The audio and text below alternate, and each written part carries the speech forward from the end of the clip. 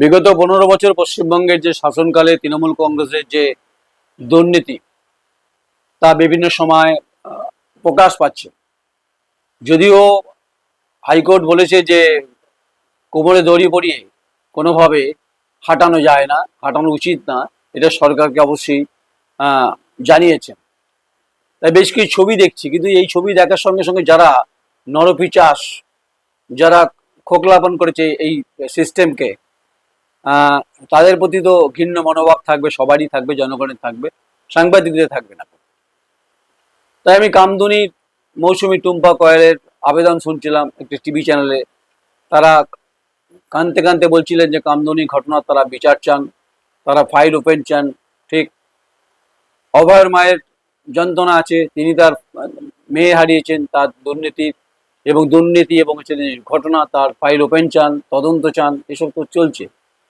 এবং তার সঙ্গে সঙ্গে যে পশ্চিমবঙ্গে আরো কিছু ঘটনা ঘটেছে সন্দেশকারী, রেখাপাত্র তার সাক্ষী, রেখাপাত্র সে ঘটনা প্রতিবাদ করেছে বিভিন্নভাবে। গঙ্গাধর কয়েল থেকে শুরু করে বহু ওখানে শিবু যারা জমি অধিগ্রহণ করেছে তাদের ক্ষেত্রে যে ভয়ঙ্কর অত্যাচার। কারণ সরবেরিয়া থেকে সন্দেশকারী নৌকাপথে বেরোতে হয়, রায়মঙ্গল কলাগাছি নদী পেরিয়ে।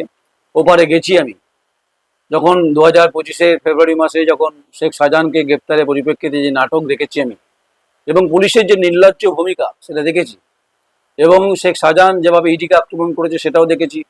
এবং সেখানে যারা ওই রোহিঙ্গাদের একটা বিষয় ছিল, তারা তাকে পার করতে সাহায্য করেছে, এবং যেভাবে ইডি আক্রান্ত হয়েছে, তাদেরকে সরবেরিয়া হয়ে তাদেরকে বেরিয়ে যেতে হয়েছে, এটা দুর্ভাগ্যজনক, লজ্জাজনক অন্তত। এবং গোটা শেখ শাহজাহান তার দলবল মিলে গোটা সন্দেশখালীকে ত্রস্ত করে রেখেছে। এই সুকুমার মাহাতো বাদ ছিল না, যিনি বিধায়ক ছিলেন, বড় বড় কথা বলছিলেন। তো তদন্ত তো হবে, এবং আরো অনেকে জড়িত আছেন মধ্যে। এই সন্দেশখালী জমি লুট, এবং মিষ্টি জলে নোনা জল ঢুকিয়ে দেওয়া, এবং এই চিংড়ি চাষের, বাগদা চাষের ক্ষেত্রে যে তোলাবাজি, জমি মাটি বিক্রি, এগুলো দুর্নীতি হয়েছে। এই যে দুর্নীতির সঙ্গে সুকুমার মাহাতো এবং শেখ শাহজাহান তার যে তালে বদলা তারা ছিল। কিন্তু আমি যে বিষয়টা নিয়ে বলতে চাইছি সেটা অত্যন্ত সেন্সিটিভ, সেটা হয়তো অনেকটা আড়ালে চলে গেছে, যেটা সামনের সারিতে আসা উচিত। এবং আমার একজন সাংবাদিক হিসেবে আমার আবেদন মাননীয় মুখ্যমন্ত্রী শুভেন্দু অধিকারীকে, যে কালীগঞ্জ উপনির্বাচনে তামান্না খাতুনের উপরে যে বোমা নিক্ষেপ এবং লুটিয়ে পড়েছিল সাবিনা ইয়াসমিনের ছেলে, মেয়ে, মাফ করবেন, মেয়ে, একটি সন্তান, দরিদ্র পরিবার, হতদরিদ্র, খেটে খায় প্রান্তিক স্তরে। তাই কালীগঞ্জের উপনির্বাচনে যিনি জিতেছিলেন, তার বাবা মারা যাওয়ার পরে তার মেয়ে ওখানে প্রার্থী হয়েছিলেন। কি তাণ্ডব, কি উল্লাস, কি নির্লজ্জ, এবং কি ভয়ঙ্কর, কি হিংস্র। তারা একটি বাচ্চা শিশু মনের কোনো পাপ নেই, তারা উল্লাস করতে করতে এসে তামান্না খাতুনের বুকের উপর যা বোমা চার্জ করেছে, এটা কোনোভাবে কোনো মা তার সন্তানকে ভুলতে পারে না। আজও তামান্না খাতুনের ছবি বুকে নিয়ে কিন্তু ঘুরে বেড়াচ্ছে।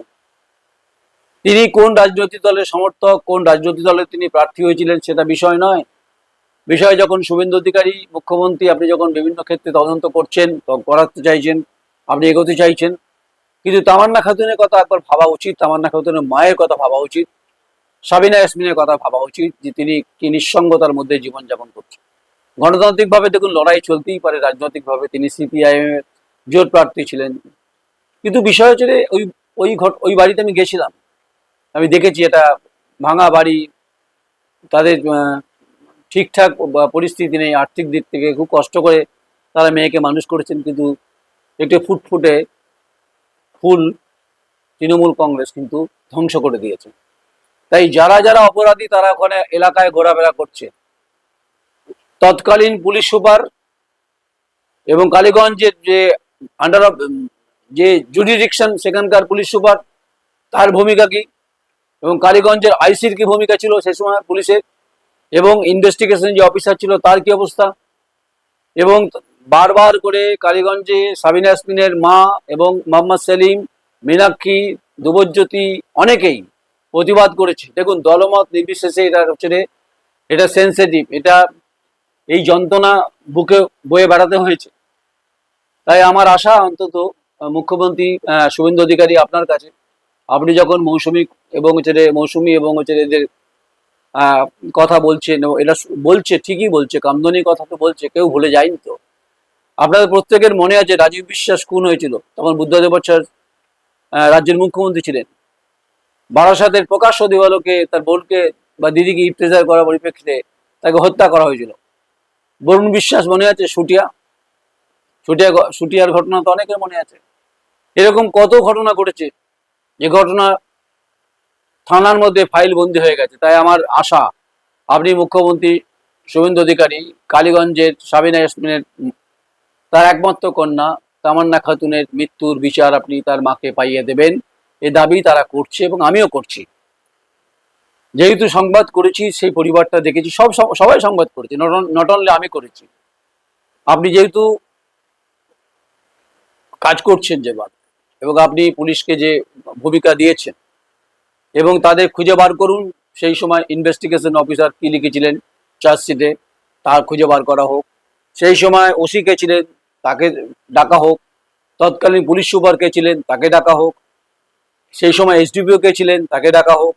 কেউ বা ঊর্ধ্বে নয়। একদিকে তৃণমূল কংগ্রেস, একদিকে পুলিশ, এই নেক্সাস এমনভাবে হয়েছে ওই অঞ্চলে, কিন্তু তারা এই খুনি অপরাধীরা তারা ঘুরে বেড়াচ্ছে। এদের ব্যাপারে কঠোর শাস্তি আপনি নেবেন কিনা, এটা সব থেকে বড় প্রশ্ন। এবং তার সঙ্গে আরেকটি কথা অ্যাড করে দিই। আজ থেকে বছর তিনেক আগে বর্ধমান শহরে বর্ধমান মেডিকেল কলেজের পিছনে তামান্না খাতুন, মাফ করবেন, তুহিনা খাতুন, আসলে এতগুলো সাবজেক্ট তো মানে গুলিয়ে ফেলি।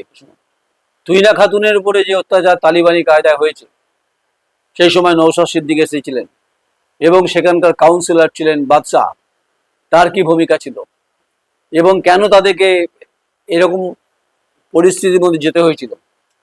তাই তুহিনা খাতুনের বিচারও চাই, এ দাবি উঠছে, এই সংবাদ তো আমরা করবই করব। তাই তামান্না খাতুনকে নিয়ে রোজ মনে পড়ে তার মায়ের সাবিনা ইয়াসমিন।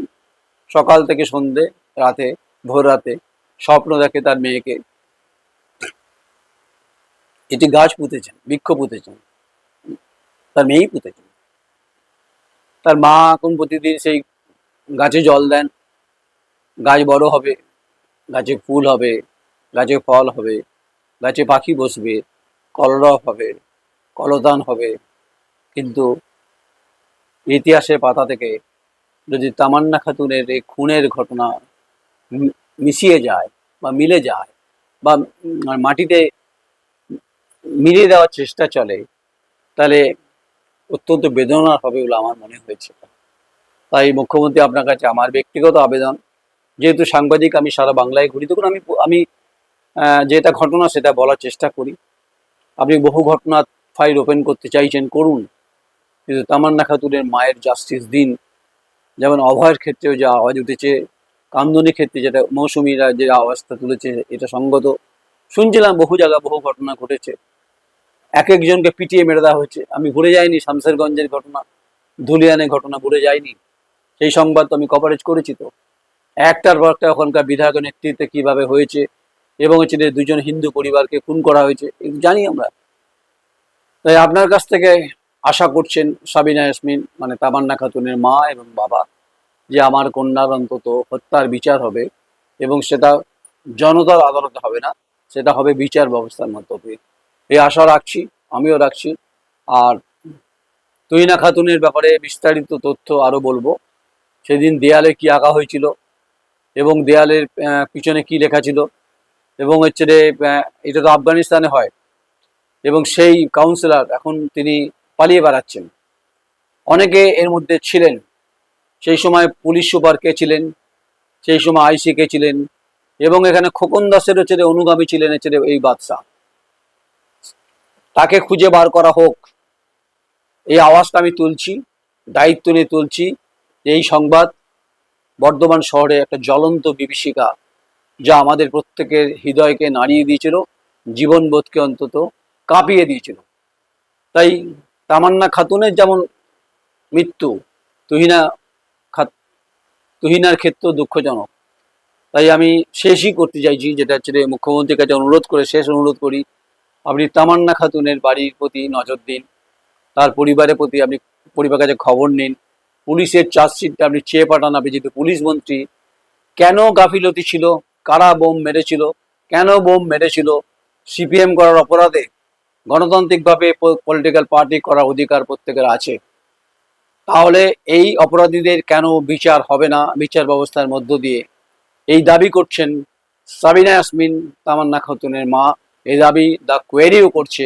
কারণ আমরা রাস্তাঘাটে, পথে প্রান্তরে, গ্রামে গঞ্জে, শহরে, নগরে, রাজধানীতে আওয়াজ তুলছি যে তামান্না খাতুনের খুনের বিচার চাই।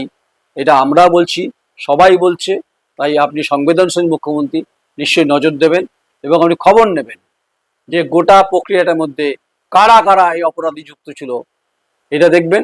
আর বর্ধমানের যে ওয়ার্ড 27 নম্বর ওয়ার্ড, সম্ভবত এটা, যে তুহিনার কথা আমি বলছিলাম, সেটারও ফাইল ওপেন হওয়া দরকার আছে বলে আমার মনে হয়। আর অনেক দুর্নীতির কথা বলবো আপনাদের, যা সরকারের কাজে লাগবে। তাই যারা যারা এই মুহূর্তে ব্যস্ত রয়েছেন শাসক দলের, আমার প্রত্যেকের অনুরোধ, আপনারা দুর্নীতিগুলো যেমন চিহ্নিত করছেন, কিন্তু যারা অপরাধী, যারা একটার পর একটা খুনের ঘটনার সঙ্গে যুক্ত, তাদেরকে চিহ্নিত করে বিচার ব্যবস্থার মধ্য দিয়ে নিয়ে যাওয়ার চেষ্টা করুন। সেটা অবশ্যই সরকারের সঙ্গে সহযোগিতা করে। কোনো জনরসের মুখে ফেলবেন না, কারণ আইন তুলে নেবেন না, এটা অনুরোধ। আর নিরীহ মানুষরা তারা আতঙ্কিত হয়ে পড়ছে, ভালো আচরণ করুন, আপনাদের সরকার ম্যান্ডেট দিয়েছে। তাই তামান্না খাতুনের প্রতি যে সরকারের যে দৃষ্টিভঙ্গি যেটা হবে, তার দিকে তাকিয়ে থাকছি। সেটা অবশ্যই শুভেন্দু অধিকারী মুখ্যমন্ত্রীর দিকে তাকিয়ে আমি থাকলাম। যদি আপনি কিছু করেন তো ভালো, যদি করতে না পারেন তখন সংবাদ আবার হবে। আশা করি আপনি কিছু করবেন, এটুকুই আমার বলার ছিল। মতামত দিলে দেবেন, গালমন্দ আমায় করবেন না। তামান্না খাতুনের মতো একটু ফুল কিন্তু ঝরে গেছে এই তৃণমূলের দুষ্কৃতি তাণ্ডবদের, তালেবদ্ধের কারণে। তার সঙ্গে পুলিশ ইনভলভ।